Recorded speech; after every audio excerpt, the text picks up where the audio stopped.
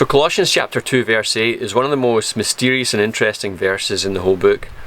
It's a warning verse where Paul says, don't be taken captive by philosophies, by human traditions, and by elemental spirits of the world. So he gives a threefold warning for the church not to come under the spell of these things. He uses the word taken captive, which we get from the word captivated, where you're enchanted or sort of hypnotized or under the spell of something.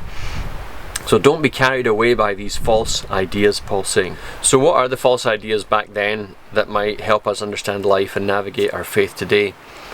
Well, the two main ones I think he's talking about are Gnosticism and the Old Testament, Old Covenant temple cult.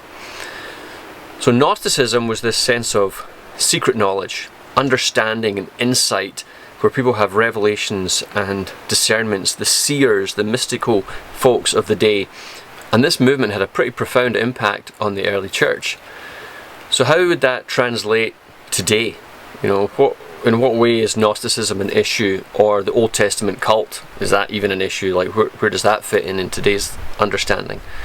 Well, interestingly, they actually both do, and they both work together, and here's how I see it happening.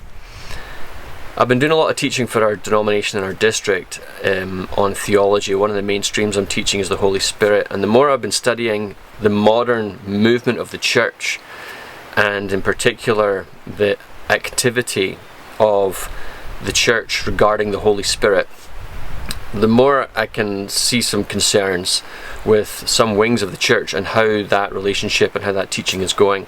One of the enchantments or claims of the church these days, particularly in the sort of ultra-charismatic wing of the church, is to have visions and words of knowledge and seeing things and dreaming dreams that are very special and particular, that make them unique, really, and even perhaps better than the rest of us because they have more insight into God. Now they then take that dynamic and they actually layer it onto the Old Testament, Old Covenant way of doing things. Well, how do they do that? Well, here's how. Is if you come to our special event, to our big weekend, to our conference, to our big splash gathering, and you get the right person to pray for you, and they pray the right prayer, then you too might get an impartation, or a special revelation, or an experience, or a download from God that you otherwise wouldn't get. That's Old Covenant theology. That's Old Testament teaching. Because in the Old Covenant, you had to go to the right place, which was the temple. You had to go at the right time of year, which was at certain feasts and festivals. You had to get the right person to pray for you, which was one of the priests, or the high priest himself, perhaps. And then and only then would something spiritually significant happen to you.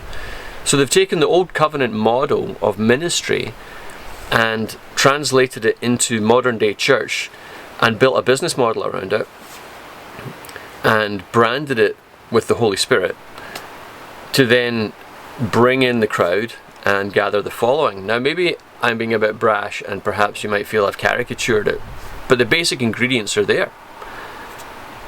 So the problem is that in Acts chapter 2 at Pentecost we're told crystal clear that there is now the full self-giving of God by His Spirit to the world, to the church. That you don't have to go to the temple and get a priest to pray for you. Why? Because young men and young women, old men and old women will see God more clearly, will have the Spirit, will have discernment and insight, will have understanding, will have that relationship personally. So we don't have to make the big long journey and go to the right people at the right time in the right place. Because God has already given Himself fully to His church. So we're going back in time, we're putting ourselves under the law again if we buy into that philosophy. We're coming under the spell. And I think Paul would warn us today, like he warned the church in Colossae back then, do not be taken captive by these ideas.